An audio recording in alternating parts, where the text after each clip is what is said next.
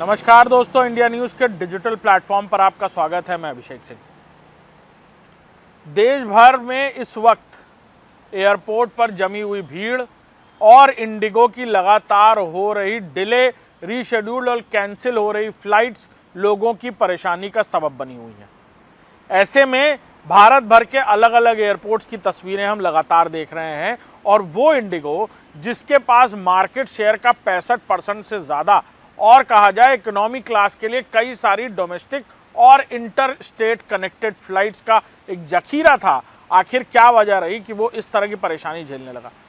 Indigo के बात करें तो उनकी तरफ से उनके सीईओ ने इसे ऑपरेशनल ऑब्स्टिकल कहा है, ऑपरेशनल प्रॉब्लम्स का नाम दिया है, लेकिन असल में डीजीसीए के सख्त नियमों पर इंडिगो की तैयारी ना होना इसका मुख्य कारण बना।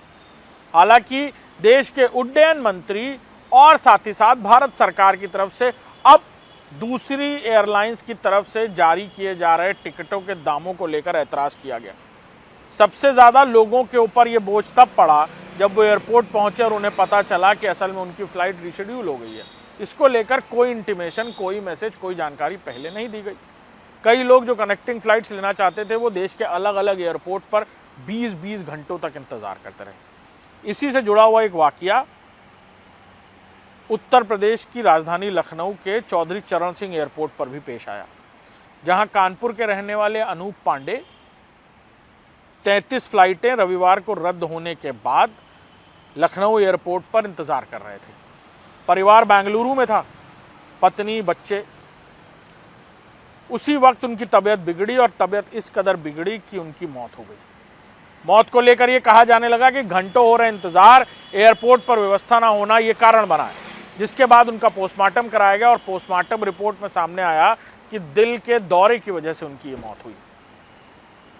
दिल के दौरा पड़ने के पीछे कई सारे कारण होते हैं, कभी कभी स्ट्रेस, कभी कभी अचानक हुई कोई घटना, कभी कभी प्रीवियस मेडिकल हिस्ट्री।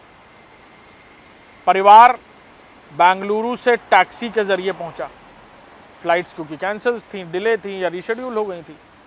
इंतज़ार करने के दौरान हुई इस घटना ने बहुत तूल पकड़ा और एयरलाइंस की व्यवस्थाओं को लेकर, एयरलाइंस का इंतज़ार कर रहे, घंटों घंटों इंतज़ार कर रहे लोगों की परेशानी, एयरपोर्ट पर समय ना काटने वाले छोटे मासूम बच्चे, बुज़ुर्ग लोग, डायबिटिक पेशेंट्स, अस्थमा पेशेंट्स कितने घंटे आखिर इंतज़ार करते।